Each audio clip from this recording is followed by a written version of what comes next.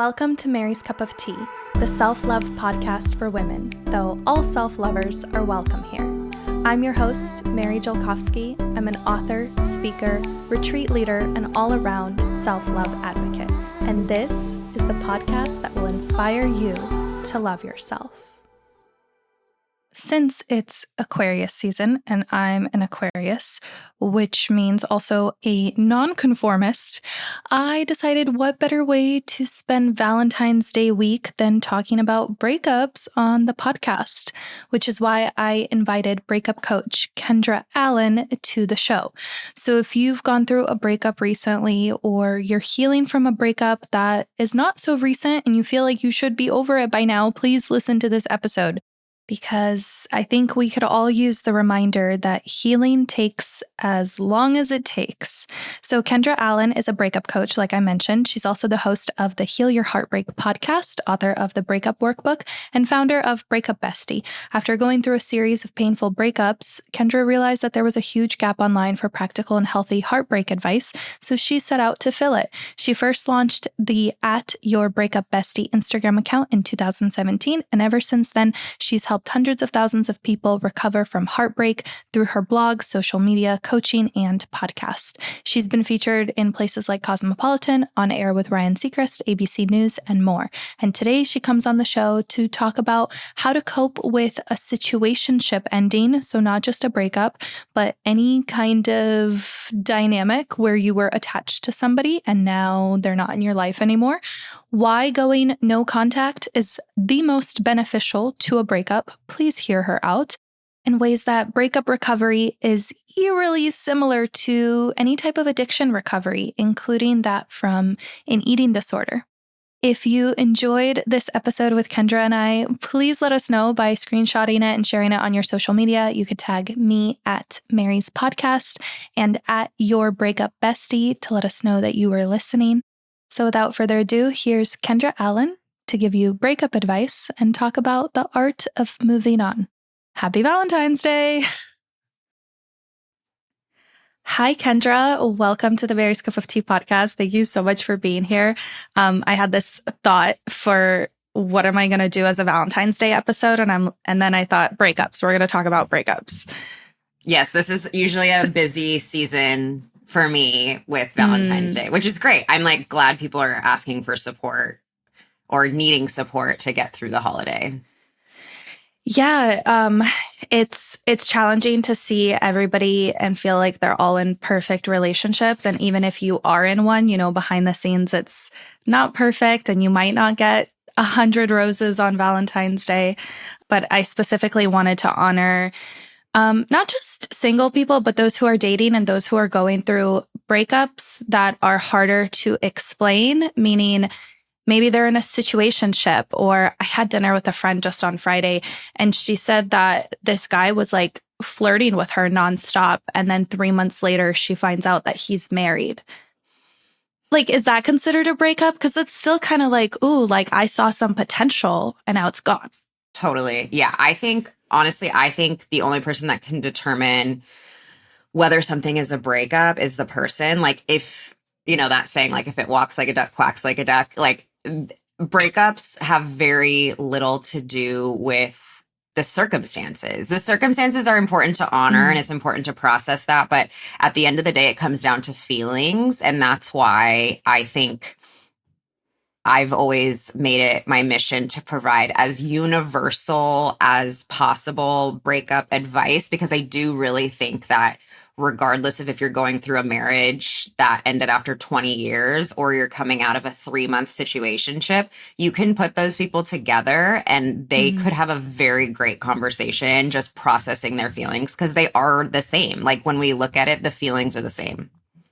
Yeah. Oh, I agree. So it's about the feelings and not so much the details. Exactly. Yeah. I talk about that in terms of just how to connect with people. Like sometimes we think we have to share the intricacies of the story and all the details, but really we could just share the impact and how it felt. And then instantly we feel closer.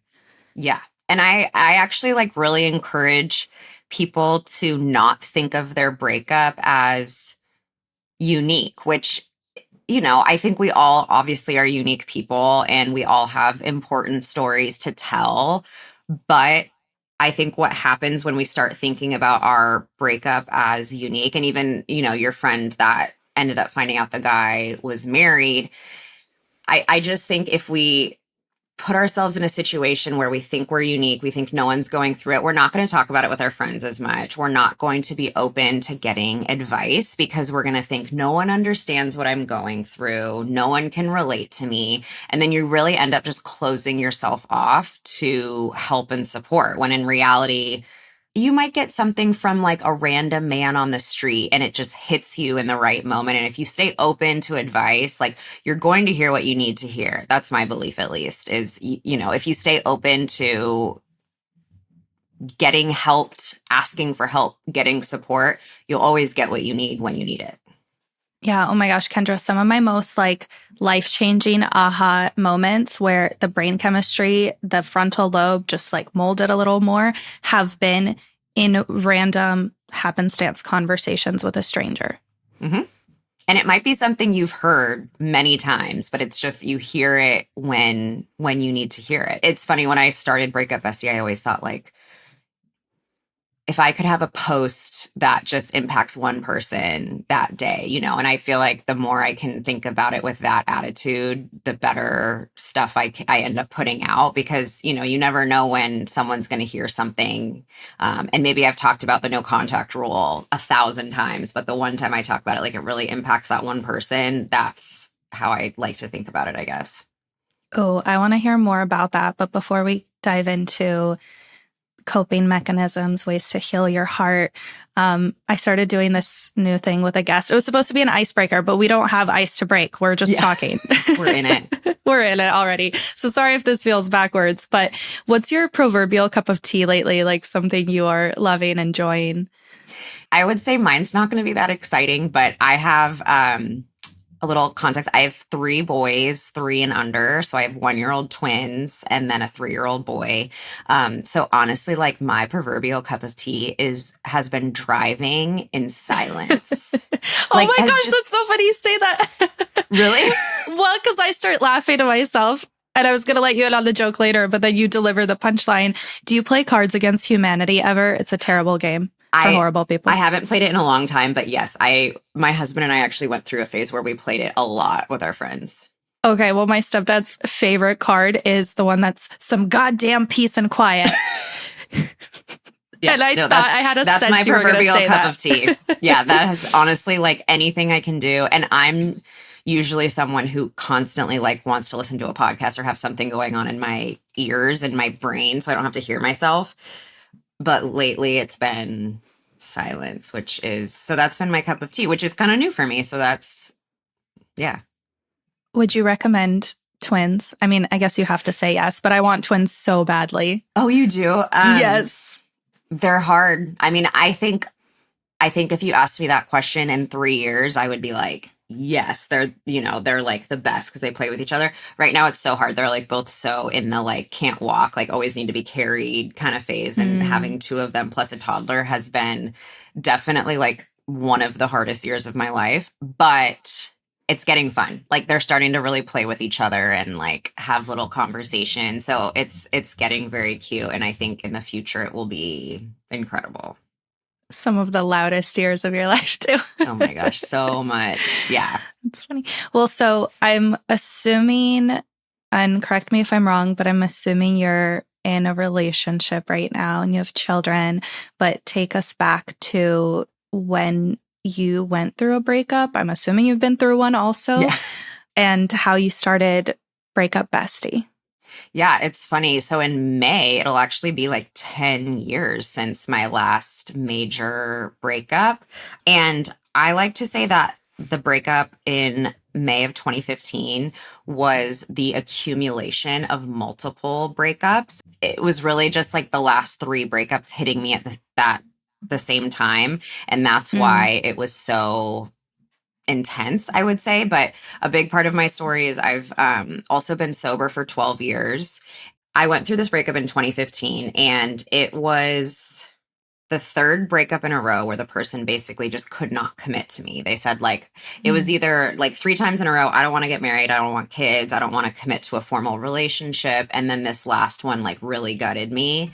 And it was the first time that I realized I couldn't do anything to avoid dealing with the pain and like all of the scar tissue. It was the first time I thought, okay, I don't have anything else to reach for. I need to go through this. And I really dedicated the next like year of my life to just being open to whatever was going to work. So if a friend said, I read this book, it really helped, I was like, ordered immediately, I was just a sponge. I even like reached out to women that I knew who were older that went through divorces. And I was like, how do you do this? Like, I don't know what to do. Mm. And I went through the breakup, I will say, like, kind of not publicly, but just with my friends. I'm just an open book. And so it's no surprise of what's going on in my life. So just the way that I dealt with it, when I was on the other side of it, people started coming to me when they were going through breakups. And I just became, I guess, like the breakup bestie in my small circle. And I think what led me to ultimately start Breakup Bestie was when I got sober, when I said, I need help getting sober, there was like treatment programs, support groups. There was just so many resources thrown at my feet. When I went through a breakup, there was nothing like that. It was very much like, I need to go out and find all these little pieces and put it together. So I just really wanted to provide practical advice and validation for people who are going through breakups. And that was really what led me to start Breakup Bestie. And it's really just evolved so much over the years of what it looks like and what I talk about. But that was the original intention, was giving myself what I wished I had back in 2015. And when did you start Breakup Bestie? Because I'm doing math right now, but how does one continue to talk about breakups as you're seemingly like far past it in your own life? Breakup Bestie started as a way for me to help process, I think, my own stuff. And then it's evolved from that into this like community that I've built. And really now I feel like with the platform that I have in the breakup space, my job, and it's not like it's totally a privilege to do, is to listen to what people are going through and provide either, like, I love connecting people with, okay, let's figure out like what percentage of people are feeling this in a breakup, and just showing like, hey, this is so normal what you're experiencing. So now it's, I may not have gone through a breakup in 10 years, but I get to hear from people going through breakups all the time and create from that space. As you were healing and crowdsourcing tools and resources and talking to the divorcees and gathering information, do you have any of those like aha, epiphany conversation moments, or something someone said at the perfect time that just made it make sense? Yeah, not necessarily made it make sense, but yeah, there were definitely like some really key pillars with Breakup Bestie came from some of those conversations. Off the top of my head, I asked this woman if she would get coffee with me. I like kind of knew her, not really, but I knew she had gone through a breakup, and she met me. And one of the things she said was like, you really just need to listen to your soul, basically, of, do you need to feel distracted or do you need to feel sad? And just going through a breakup is finding the balance of, can I be sad or am I going to be distracted today? And like, what do I need? And that's such a big part of Breakup Bestie, is like healthy distractions and also processing your feelings. But if your feelings feel too much, it's okay to distract yourself until they feel a little bit smaller. So that was a huge one. Mhm. And then probably like the most significant conversation I had was with a guy friend of mine about no contact. And it's still one of my like most asked questions of, and now it's a book by Nick Viall of like, should you text your ex on their birthday or whatever? And him basically just walking me through why I shouldn't reach out to my ex on his birthday and wish him happy birthday. That was like ever since then, no contact has been like the thing that I'm on the biggest warpath about. Okay, we need to like land here for Yeah. a little bit. Let me personalize the experience. Okay. I feel okay. This is totally anonymous, but I have a friend who has recently decided to open herself up to love after a pretty bad breakup, maybe about 18 months ago.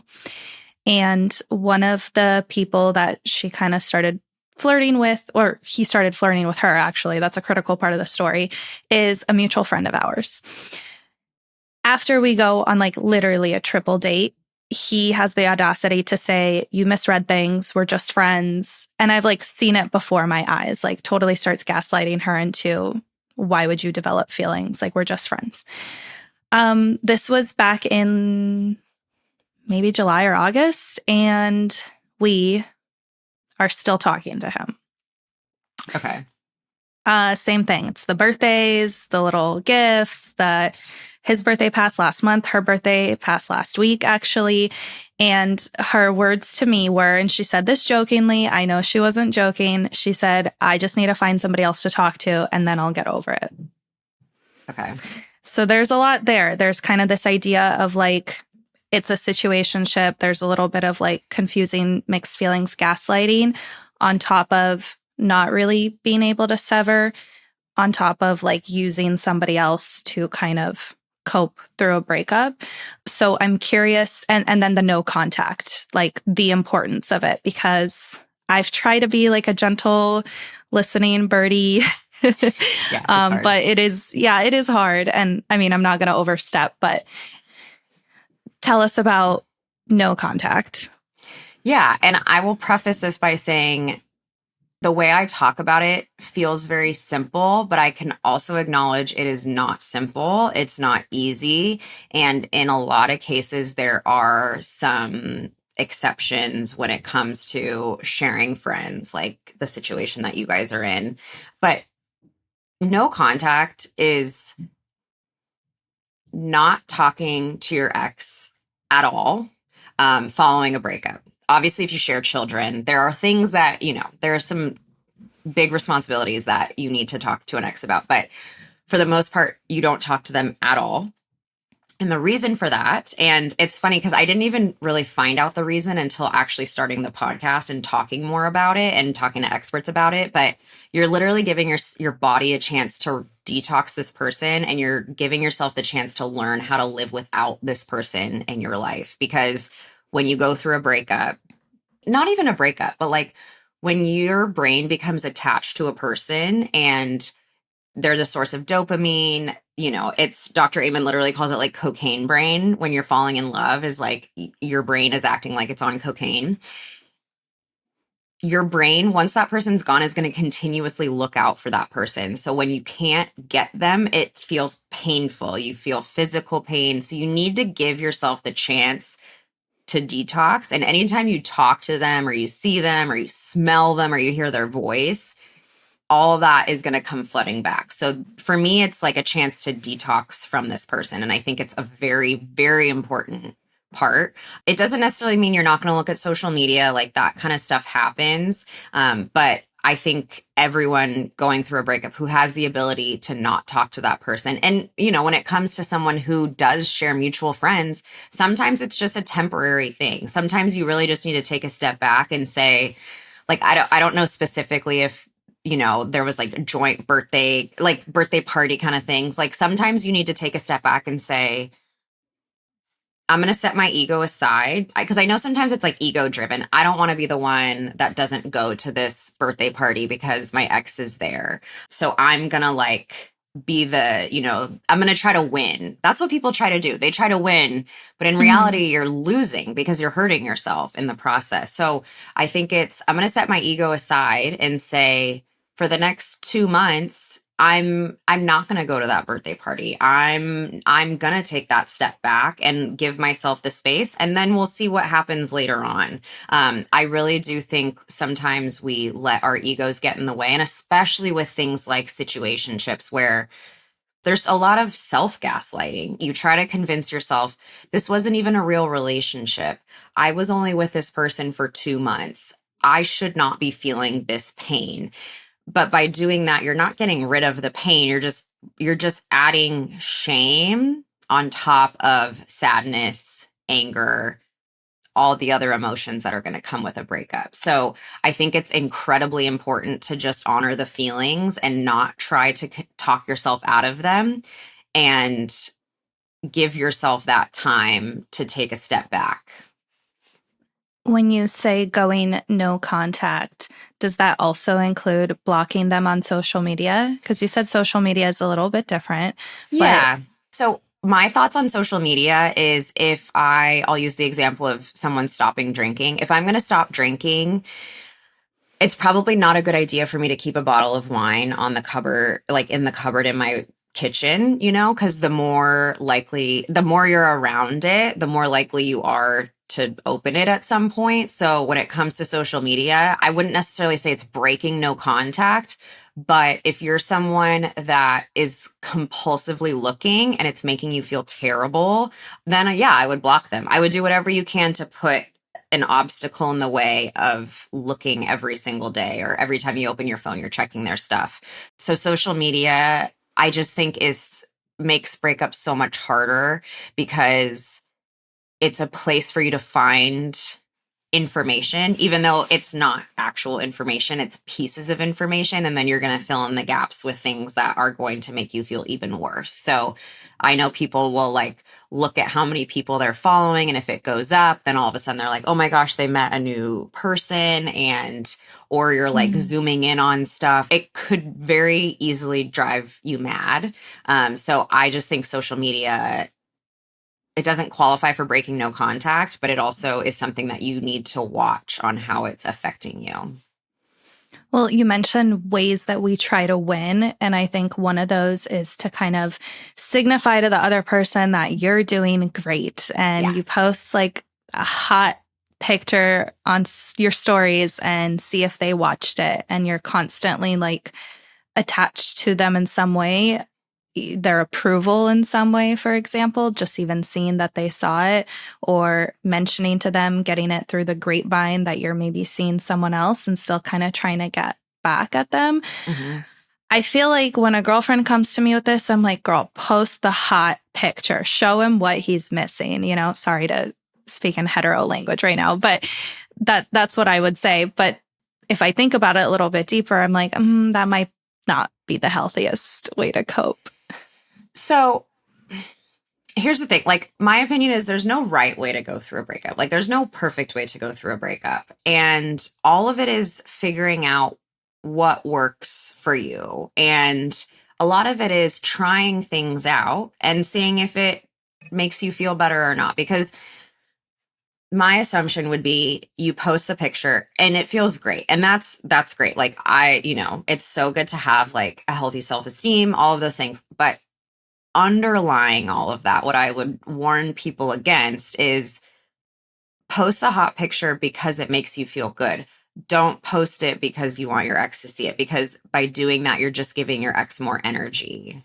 Even though it's like to get back at them or show them what they're missing, it is still giving them energy. That's why I tell people, people will say like, okay, I unfollowed my ex, but they're still following me. And I'm like, remove them, because this is the thing. Every single time you go to post a story or a post, you're thinking, what are they going to think? And all you're doing is just giving them more of your energy. And the goal of a breakup is to give yourself that energy versus giving it to them. You mentioned attachment and how our brains like literally get wired to be attached to this person. I remember, it must have been like nearly a year after I went through a really bad breakup. And I got so lucky because the way my breakup unfolded is that I moved like to a different country or back from, because I moved for them and then I moved back in with my parents. And then on top of that, I went on this month-long trip overseas where I barely had any service. And then on top of that, they went away for an extended amount of time after I came back. And so there was a period of like 4 months that was like probably the perfect time of no contact. Of course, they came crawling back afterward, and we did the whole like talking and closure. And I did go see him one more time, and then finally realized like it wasn't for me. But even after that, when I like recommitted to no contact in the emotional sense and not like, physically not being able to talk, but where it was like my autonomous choice, it was so hard because I would have moments of like, oh gosh, I remember this so vividly. I got in a fight with my mom and thinking to myself, this is the only person who's been close enough to me that they know what my mom is like. They know what this fight is about. I know they'd give the best advice. I know they'd be so supportive. Like, this is the only person. And then on the flip side, something really great happened. Like, I don't know, graduating college or something. And there was nobody else I wanted to tell besides them. Like, I just wanted him to be happy for me. And I wanted to share like both the pain and the joy, even long after we had broken up, haven't seen each other. We were both seeing other people on our way to healing, but there was still like this like emotional tie that took longer than I'd like to admit to break. Yeah. And I think that's very common. So when people will say, like, what does it mean to be over a breakup? And I really do think that people get so discouraged with where they are at in a breakup because they have just very unrealistic expectations of what it looks like to be over a breakup. Because here's the thing, being over a breakup does not mean that you don't think about them. It doesn't mean that you could hear that they're with someone and it wouldn't make you feel something, Mm-hmm. and you're still going to have days where you like you have a memory pop up and that makes you sad, or you do have something that you'd like, oh man, I would love to talk to them about this. So all that to say, I think it's very common that happens. And the emotional, we'll call it like the emotional no contact, will take a lot longer. But that doesn't necessarily mean that you're still stuck on them, quote unquote. One of the harder parts about breakups that I've discovered in the years of talking to people is the amount of little habits that you have that are connected to that person. Like you said, you get in a fight with your mom. Okay, I would love to talk to them about this. Or, a sequel to a movie that you guys loved came out. There's just so many memories, so many things that you guys, for me, I always remember like Sundays were so hard because that was just our day. Like we would just always spend the entire day together on Sunday. We would like go try something new, go to a new restaurant. So if you think about all of those things, those are going to take a long time to work through because, there's going to be like the first fight you have with your mom. And then your brain has to be like, oh, okay, we can't reach out to them. Let's like recalibrate and figure out something new to do. So the great thing about the brain is it can change and it rewires itself. And, you can learn these new habits, but there are hundreds that you have with your ex, especially if you're with them for a long period of time. So if you give yourself the credit in that way, of course, it's going to take a while before you're not really thinking about them as much. And, I tell people I've been in a relationship a really long time. There are times I still think about an ex, or I think about certain parts that I'm like, oh, that was really nice, about them. Does that mean I'm not in a happy relationship? No, it just means, I think we're just sentimental people. And sometimes we go through these things of thinking about particular people. Yeah, I'd actually say like very recently, my husband and I got to a point where we're so comfortable in our marriage that we've been talking about our exes like a little bit more and like getting to know parts of each other that like early on in our relationship didn't really have a place. And now it feels so like casual and cute and interesting. And we've been married long enough that it's not threatening. Yes. And that's a great place to be in. And I feel like we're in the same place about that too. And, it's so funny. I have seen my husband's ex so many times, like around our city. He never sees her, but for whatever reason, it's always me. And I remember how triggering it was for me in the beginning. And now it's just like a joke of like, oh, I'm going to see her again today.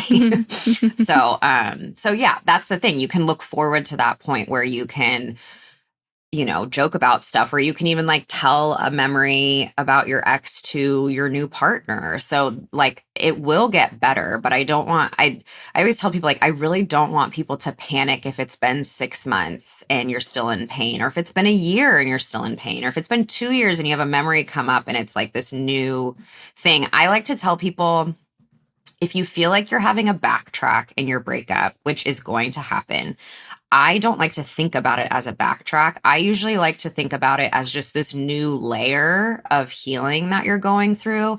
And it's almost just like up leveling in your healing, where it's this new thing that you're working through that maybe you just didn't even have the capacity to work through at the beginning. So to me, like, a setback still means forward motion. And it's not something to be panicked over.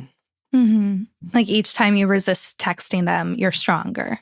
And Exactly. it takes less bandwidth. Totally. Yep. I know a lot of people are like, how long? Okay, 6 months. So being in this place 6 months is fine. Let me know if I'm onto something, if this is like a good enough parallel. But I used to talk a lot about eating disorder recovery. And like, of course, a lot of people would say, like, how long until I don't feel like a freak around food? And I'm like, well, how long have you been a freak around food? And most people would say, like, I don't know, a decade. And I'm like, okay, I would probably say half that amount of time. And that'll get you, like, you're going to be cruising after like that halfway point of in versus out, if that makes sense. So for me, it was like 8 years. At the 4-year mark, it felt like a distant memory. And I know that sounds daunting, but I say this to kind of normalize the time that it takes and the length of time. So if you're like, I was in my relationship for 2 years, and I think I mentioned even in passing that it took me a whole year to actually feel like I'm, like myself again, without thinking about them with every good or bad thing that happens. Yeah. I mean, the timeline thing is difficult for me, but just because I think there will be someone who, was in a 3-month relationship, but it was like a whirlwind, the one where you're like spending all your time with this person. And then it's, 6 months after, and you're like, I still feel very intensely about this. And then you'll talk to someone who got out of a 20-year marriage and they're fine after a couple months. But it's because for them, the marriage was over like a year before the breakup even happened, so they've had more time to work through it. So the answer is just, it depends. It depends on so many things. Like, breakups also can be the thing that triggers you to work through like childhood. You just never know, like, if a breakup's going to hit like a childhood abandonment wound, or it's, they can really just be attached to so many different things. So that is going to take longer to go through.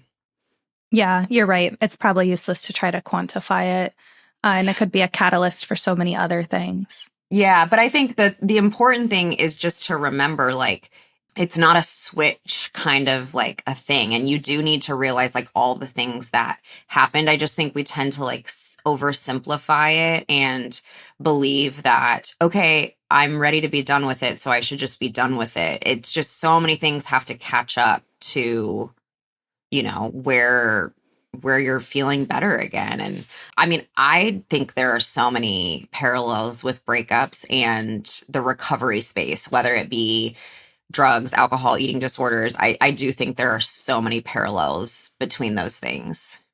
I think a lot of my listeners might find the worlds colliding, just because when you do like therapy, you start kind of realizing that the habits translate, and how you do small things is how you do many things. So if you're like a freak around food, I've been a freak around food. I'm sorry for using that term. I just like the alliteration. But if you've been like struggling with disordered eating for a while, and you have like kind of this codependent relationship with food where you use it for soothing, or you use it when you're happy, sad, everything, you might have a similar codependent relationship with another person. And you mentioned the recovery space. Could not agree more. Yeah. And that kind of leads me to like another thing too, of where people, I think, give themselves a hard time with a breakup is we'll go through a breakup and then like other things will start popping up. So, and I have a lot of friends that have histories of disordered eating and they go through a breakup and all of a sudden that's kind of back where like, Mm-hmm. so it translates to different areas. And I don't know, that can be scary to some people, or they like, shop a bunch, or they, it's just, and we don't give ourselves enough grace for how it takes to heal. Like I used to be a smoker, and I remember like after the breakup, I was like, I'm going to quit. And someone was like, just give yourself like a month, of just like, Mm. don't try to overload yourself. And I know it's so Mm-hmm. easy. And honestly, this is like a big issue when it comes to social media, I think, is we see these very intense glow ups in videos of like, I went through a breakup and so now I'm going to like lose all this weight and like totally transform my habits and reorganize my space, and I'm going to make everything look beautiful. That's really not the reality of a situation. It's messy. It's like there will be days where you don't really feel like you want to get out of bed. So I don't know. I do think we set an unrealistic expectation of ourselves on how we should be recovering from hard things. I couldn't agree more. And even if that is someone's reality and they might feel on top of the world, they're like, I feel so great. And you could tell they're like kind of like overcompensating in that way.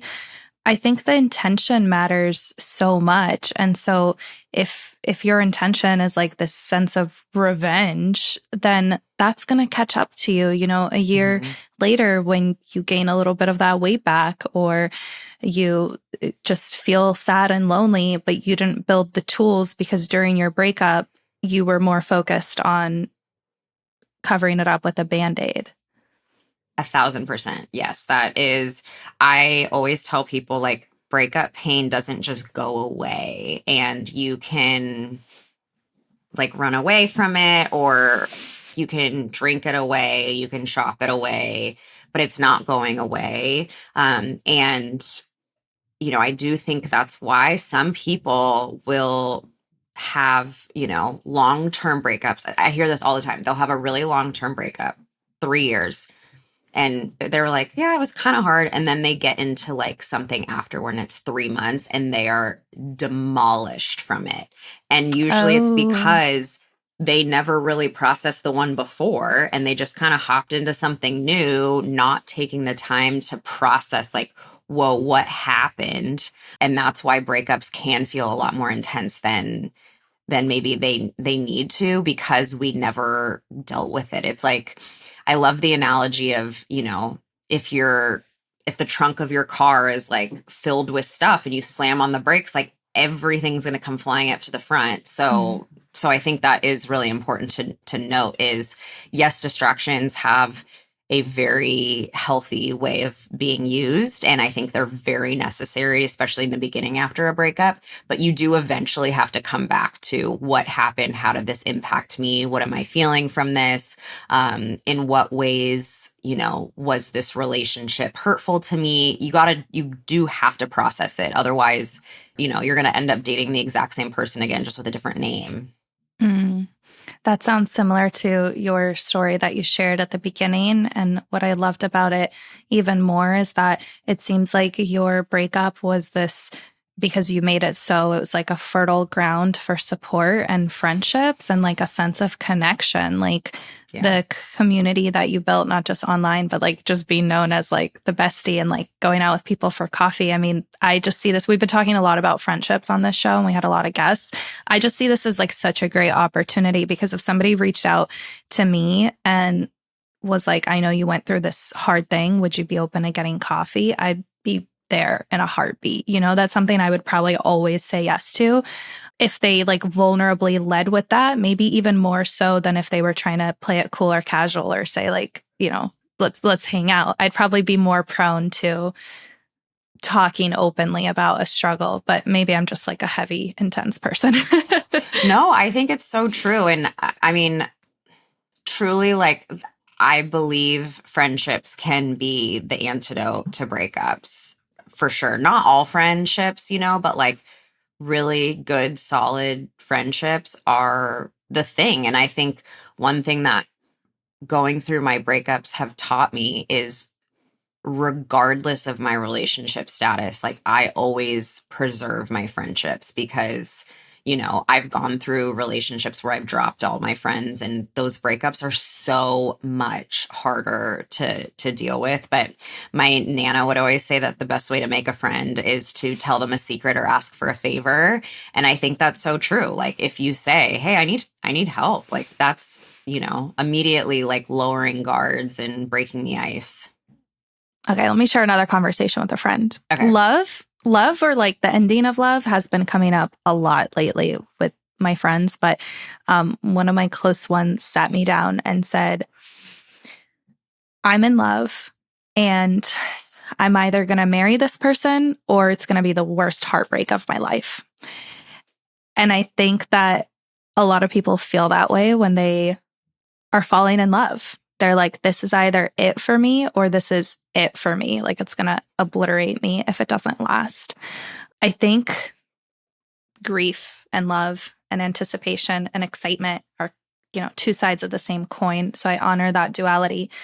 But how do you personally recommend just coping with the general impermanence of relationships, or what's your advice for just kind of like staying strong within yourself, whether you're going through a breakup, falling in love, maybe in like a very comfortable phase in a current relationship, or feeling anxious about one at some point in the future? Like, how do you like stay solid, stay grounded?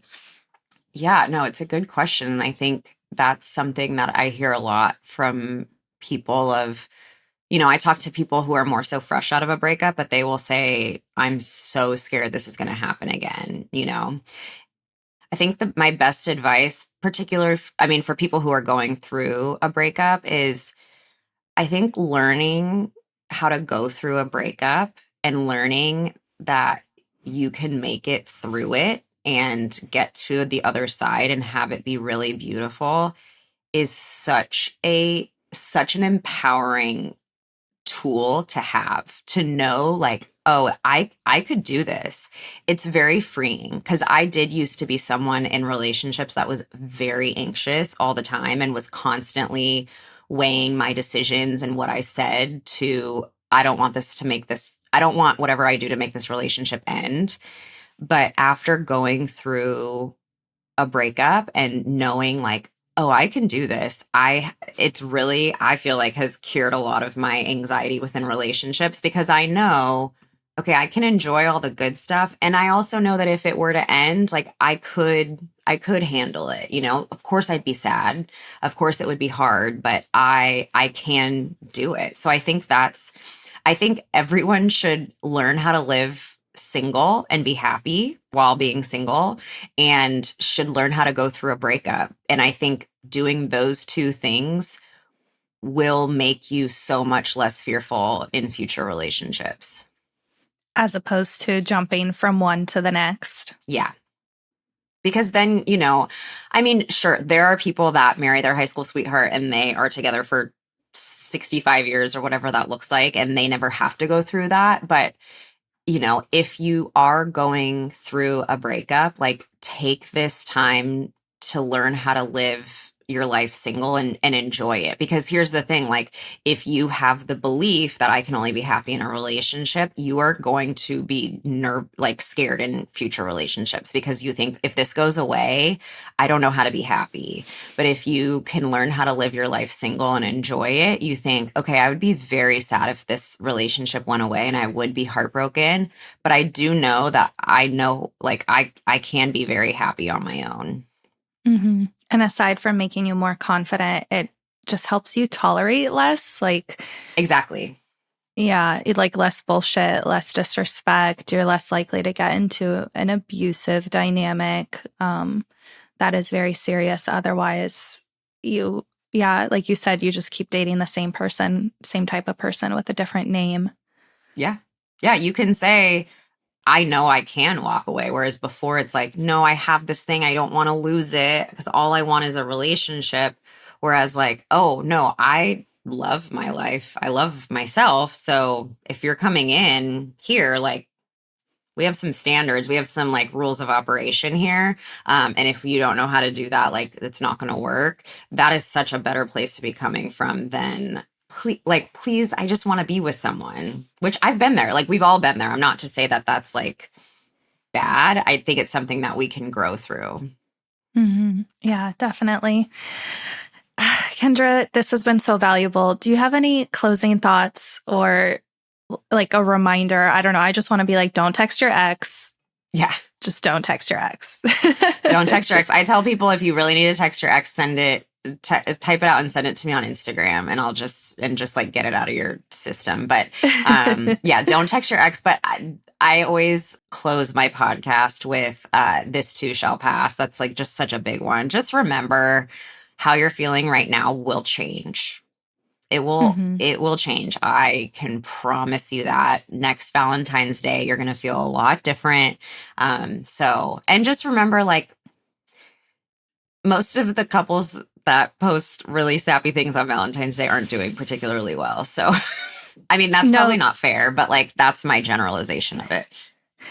Yeah, I mean, I don't want to delight in someone else's displeasure, but the way I see it is that if it's like the day of and it's like this whole long thing, I know as a content creator how much work it took to create that content, and how if I'm posting a post, I'm also like not spending time with my husband. So usually I'll be like, babe, your birthday post is going to be 1 sentence long, and I've pre-scheduled it because on your actual birthday, I want to be with you. You know what I mean? So maybe they're doing that, but still sometimes if it's like over the top, I'm like, interesting. Like, you're supposedly on vacation in Cabo together, but you're on your phone. Yeah, exactly. And like, it's okay to just delete the apps for a day, like the social media apps. Like, you don't have to go on it because, you know, so like if you go on Instagram on Valentine's Day, you're going to see a lot of posts that will not make you happy. So just take a break. That's fine. 3 days. I would say 3 days, because the way the algorithm works, you know how it like bumps them up from like a week ago? Weird. Yeah. Not good. Yeah. Anyway, thank you so much, Kendra. Thanks for having me. Really lovely.